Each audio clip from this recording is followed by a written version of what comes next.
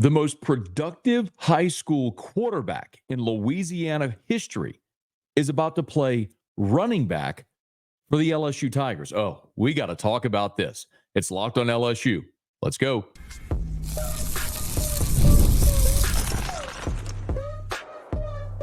You are Locked on LSU, your daily podcast on the LSU Tigers. Part of the Locked on Podcast Network, your team every day. Okay, let's get it. It is Locked on LSU, your team every day.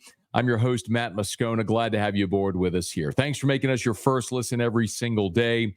We are free, available wherever you get podcasts, and of course, available on YouTube as well. So please subscribe. Today's episode is brought to you by Game Time. Download the Game Time app, create an account, use the code LOCKEDONCollege for $20 off your first purchase. We got a ton to get to today. A stud linebacker has shut down his recruitment. We'll get to that. Brian Kelly offered injury updates on Chris Hilton and Garrett Dellinger. That's coming up shortly, but I'm not going to bury the lead. Brian Kelly, when he met with reporters on Thursday evening, announced after the injury to John Emery and LSU being dangerously thin at running back, that Juwan Johnson, the most productive quarterback in Louisiana high school football history, is moving to running back. Okay, I'm going to tell you more about Juwan Johnson in a second if you're not familiar. I'm going to tell you about what Juwan Johnson did all throughout fall camp. It was all on the defensive side. And what he may do this weekend. I'm going to get to that, but shortly. But I want to build up to you how Brian Kelly broke this news to the media. Keep in mind that it was on Wednesday that the news leaked about John Emery's injury, that it was suffered in a non-contact drill at practice. And news leaked out Wednesday, late morning, afternoon. So Thursday evening, now, Brian Kelly's meeting with reporters. And he just opened up the press conference for questions, didn't have an opening statement. And the first question out the chute, after talking about injuries, was about the running game. And the person who asked the question left it open-ended, almost as if to assume that everyone knew he was talking about the absence of John Emery and how the running game progresses from here. Although he didn't say John Emery's name, he just left it very open-ended about the running game. So it's important to note how Brian Kelly answered this question. I think from a running game standpoint, I think really, as we continue to unwrap the running game from last week, it really was situational more than anything else. It was, our short yardage running, situational running. And I think, as you and I talked about it earlier in the week, it's really trying not to be in such a predictable formation, having a little bit more balance to the offensive sets. I like what we do. I like our players up front. I'm very confident that, as time moves on, the offense, and in particular the running game, is going to be the strength. Okay. That's a very pointed part of the end, where he says, as we go on, the offense, and particularly the running game, is going to be the strength of the team. Like, that's very quotable. But the question was an open-ended question about the progress of the running game, intended to mean now that John Emery isn't there and you're thin on numbers. So someone else comes in and asks a more direct question and mentions John Emery and the fact that now you're light on numbers and what you do. And the question again was about the numbers at running back. And listen to where Brian Kelly took it. We feel pretty good right now where we're at in terms of the running back position. Obviously, we feel sick about John. It's just sometimes you think about this and it just wonder, how can this be fair in any way to this poor kid? I mean, he's just overcome so many obstacles, and he's in a non-contact situation, and he sticks his foot in the ground, and he tears his knee up, and so it was just so disappointing. He had surgery today, successful surgery, and Princeton Malbrew had surgery today, so obviously we've lost both of them. But yeah, it was so disappointing, and we feel so bad for him and his family. But John has overcome so much. I'm so proud of what he's accomplished in getting his degree from LSU, and he's going to be successful in life. And, we'll see what the future holds for him. Okay, if you listen to yesterday's episode, I was very honest about my feelings on John Emery. I'm gutted for him. He's a guy that I believe deserved the storybook ending that he's not going to get. And I believe everything Brian Kelly said there was sincere, and he wanted the opportunity to talk about John Emery. The question, though, was about the running back numbers without John Emery. And Brian Kelly made the entire answer about the Emery situation, which I'm glad he did because I think that needed to be said on the record. But again, he avoided the question about the running back numbers. That's twice now that he was asked specifically about or indirectly about where you go from here with your numbers. Then a third question comes very specifically about freshman Caden Durham. And if Caden Durham's role in the offense is going to increase now with John Emery's injury and the fact that you're light on numbers. But listen to a very key point Brian Kelly says in this about the number of running backs they have. Yeah, he certainly will. He'll be involved. He had a good week. And, I think all three backs, really what we tried to do is tailor the offense for them in terms of giving them the kind of plays that they feel really comfortable with and setting the offense accordingly for those three guys. So, we feel really good about where we're at. And obviously, we'd love to have John. Obviously, that's not going to be the case moving forward. And maybe we'll investigate, moving forward. Is there another, candidate for that position? But that's where we're at right now, and we feel good about it. Okay, so twice he mentions the three running backs being, of course, Josh Williams, Caleb Jackson, and Caden Durham. And then says, maybe we'll explore the possibility of someone else there. Maybe we'll explore the possibility. Then a fourth question comes in about running backs and the depth at that position. And Brian Kelly finally spilled the beans. Sure, well, I'll let the secret out because you guys want the information, and I don't want to be that guy. We moved Juwan Johnson to running back. And so he's getting some carries and touches this week. And, I think he's going to win the Heisman. And so you guys can write that down right now. We might as well get this out there. No, he's not going to. I'm just kidding with you. But he's going to play some running back for us, and he gives us the fourth back and gives us a little bit more balance there. And, he's an exciting player. He can do a lot of things. We felt like we could shuffle some things around on the defensive side of the ball and begin to get him involved. Obviously, there's going to be a learning curve on some things. There's a learning curve on some of those things, but certainly I think he can do some things for us this weekend. Okay. The truth comes out that LSU has moved Juwan Johnson to the running back spot. So first of all, a little bit about Juwan Johnson, okay? If you're not familiar, Juwan Johnson is from Lafayette Christian Academy, LCA. Over the course of his 4 years at LCA, Juwan Johnson became the most productive quarterback in Louisiana high school football history. He accounted for 14,451 yards and 171 touchdowns. Both of those are state records. He was Mr. Football in Louisiana in 2023. The thing about Juwan Johnson, though, was that he was never going to be a college quarterback in the SEC. So LSU recruited him as a cornerback. As a matter of fact, he was the number 9 cornerback in the country from On3's composite, even though he played quarterback in high school. That goes to tell you the caliber of athlete we're discussing. By the way, in the state championship game, he led LCA to 4 consecutive state championship games.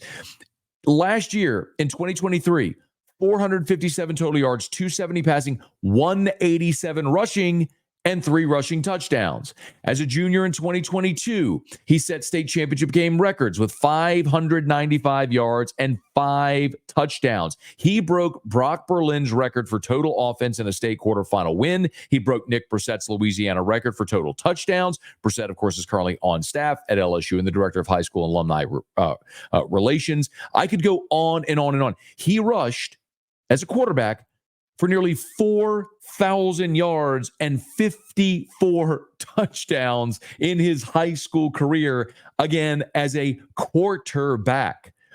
Yes, Juwan Johnson, with the ball in his hands, is extremely dynamic. As a senior, he ran for 1,484 yards. As a junior, he ran for 1,347 yards. Juwan, let me put it plainly, Juwan Johnson with the ball in his hands is a problem.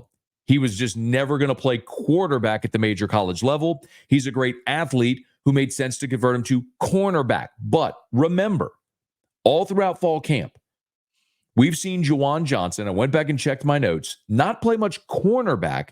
He played more star, backing up Major Burns at that star position, a spot where we've also seen Javen Toviano start to play more. So you look at Juwan Johnson. Remember, Brian Kelly, we played the audio on yesterday's show. When on the previous episode, we played the audio from Brian Kelly where he talked about the defensive backs. And he said, you're down to 5 cornerbacks, really. When Zy Alexander comes back, then it's Stamps, the flexibility with Sage Ryan, J.K. Johnson, and Jair Brown. Those are the 5 cornerbacks. That's it. Those are your 5 cornerbacks. So Kelly just said today, or on Thursday at the press conference, we'll get creative, move some guys around, like Toviano moving to star, where Juwan Johnson had been. They got bodies. They got bodies in the secondary. What you don't have is bodies at running back. And Juwan Johnson is a dynamic dude with the ball in his hands. I mean, those numbers don't lie. So how quickly can he assimilate into playing college running back? I don't know, but there's something to be said with the simplicity of turn around, hand the ball the guy the ball and say, go left, go right, follow that blocker. And instinct when you're that good of an athlete takes over. Y'all, I'm devastated for John Emery. We've talked about that plenty, but I am excited to see what Juwan Johnson carrying the ball looks like, because while you didn't think this was ever going to be the reality, and there's still a situation where Trey Holly could come back and take those reps, and maybe it makes more sense long-term for Juwan Johnson to go play defensive back. The undeniable truth, when that guy has the ball in his hands, he has been a problem. Think Russell Shepard back to his college career, where he was so explosive, so dynamic, they just could never quite figure out where he fit. I mean, Russell Shepard was so dynamic athletically. He ended up playing almost a decade in the NFL, despite never really finding a home at LSU.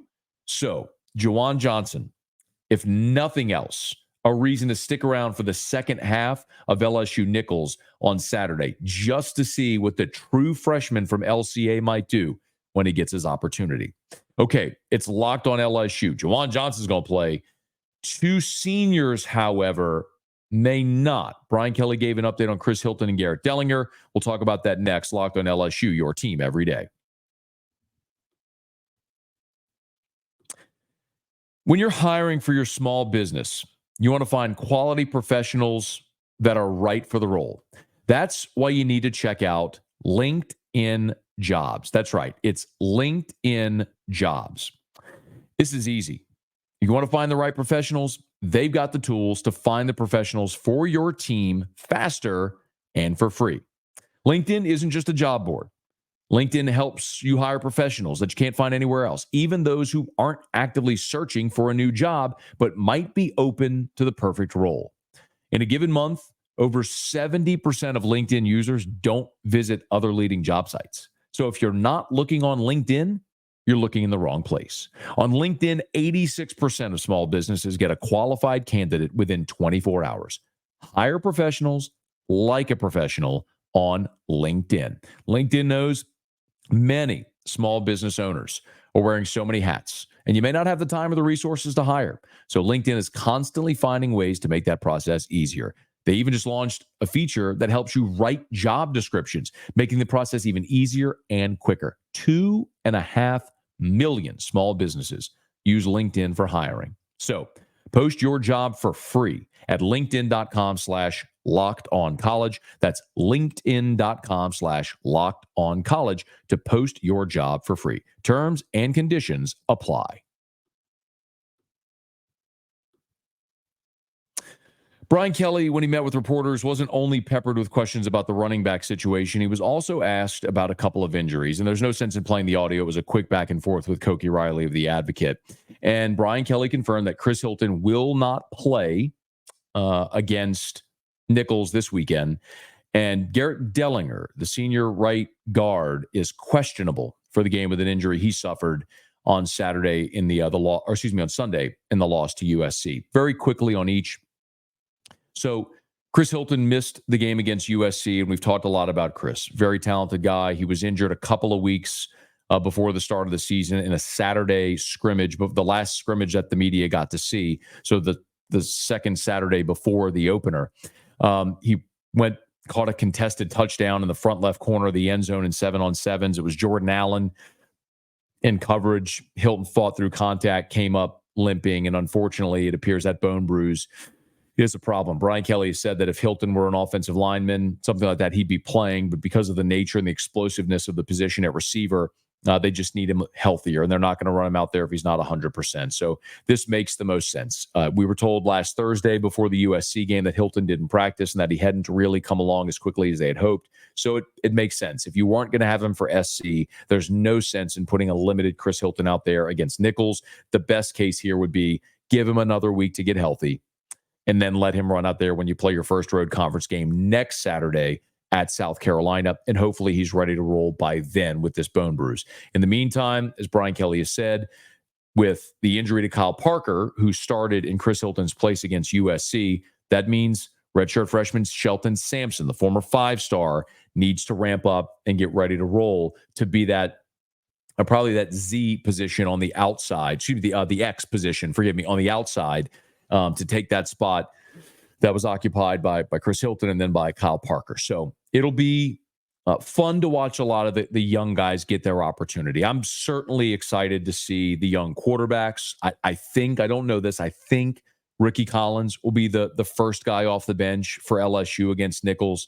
And we talked about Juwan Johnson, and I'm certainly excited to see some of the young offensive linemen and the talented receivers get some runs. So let's see if maybe Shelton Sampson can go flash in a game where he's going to be a physically superior to everybody that they try to put on him from Nichols. So good opportunity for Sampson and some of the other younger receivers to get some targets and some playing time against Nichols. Now, as far as Garrett Dellinger, this is going to test the theory that LSU has right now that Tyree Adams is their 6th offensive lineman. So we've seen Tyree Adams, who of course is the second-year player out of New Orleans. Tyree Adams throughout fall camp was lining up at the second-team left tackle.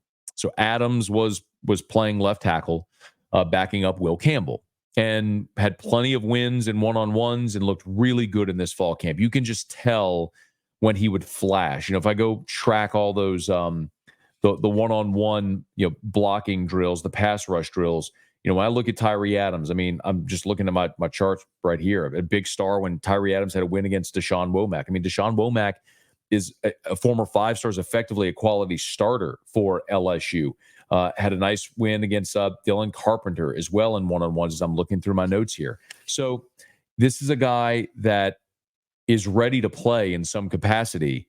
But when Garrett Dellinger was injured later in fall camp, Adams slid in at right guard. So now that Dellinger's injured again, you would assume that if he's unable to play against Nichols, that Tyree Adams would draw his first start of his career and start at right guard.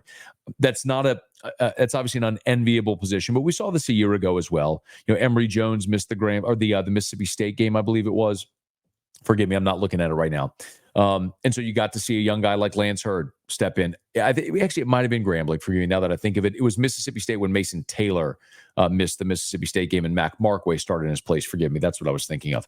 But it's an opportunity for a young guy to get in there and get some real reps. You don't worry about Garrett Dellinger. He's played in 35 games with 27 starts in his career.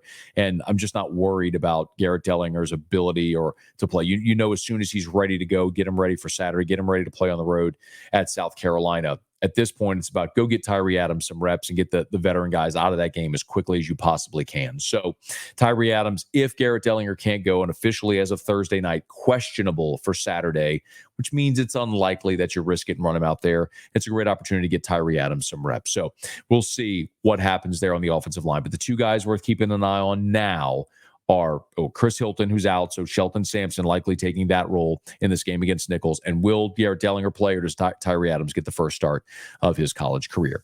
Speaking of college careers, a stud high school linebacker has shut down his recruitment, and it is going to be LSU where he plays. I want to talk about him and why that is so significant when we continue to wrap up Locked on LSU, your team every day.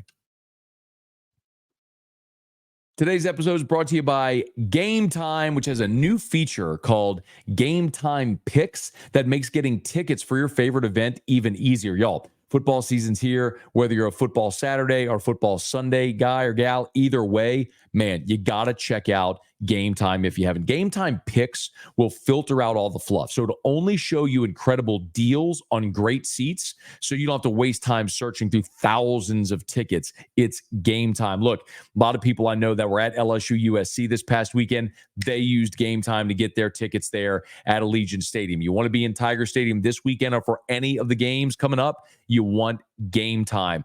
Maybe even a certain singer who sings about nasty breakups who might be coming to the Superdome in October, who, if your wife, girlfriend, daughter is like my wife, you are just, you have no option but to get tickets for that show.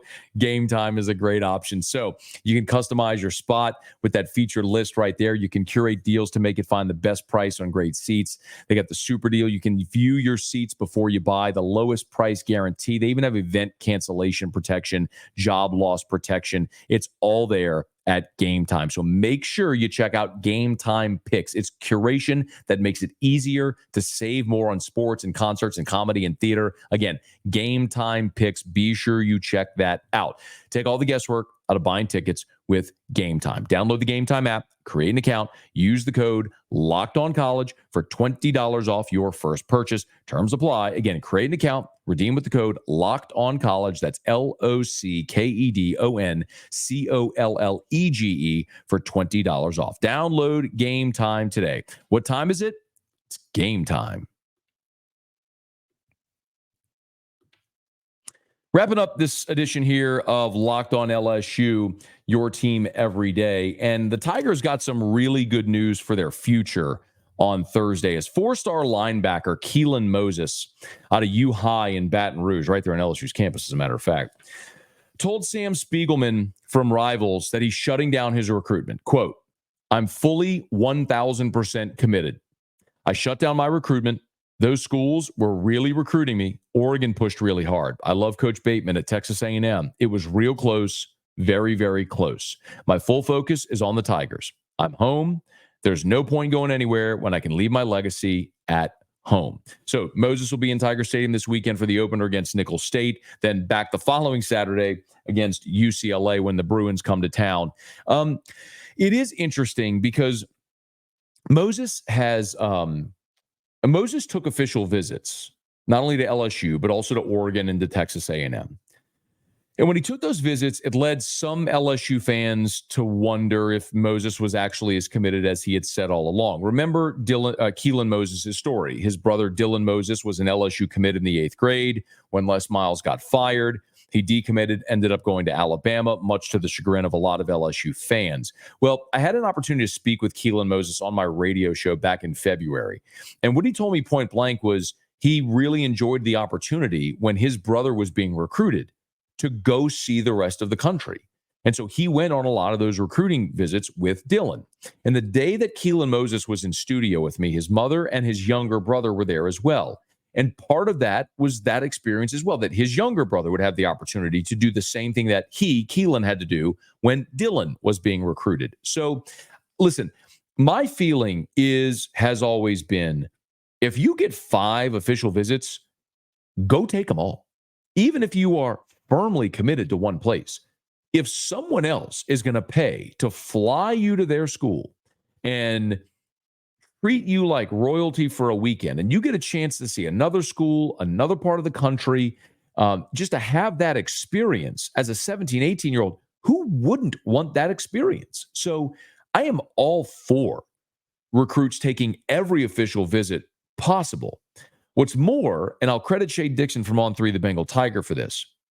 Shea made this point to me, and I've used that, credit him for it because it was his thought. It has never been more relevant to finish second in recruiting than now because of the portal. What happens if you go to a school, the coach you went to go play for gets fired, and you want to leave? Well, you jump in the portal, and wouldn't the first place you look at be the school that recruited you hardest, that you didn't pick, that was right down to the wire? What if you pick your school and you're there for a year or 2 years, whatever it may be, and you don't like it? You realize you made a mistake and you want to go somewhere else. Okay.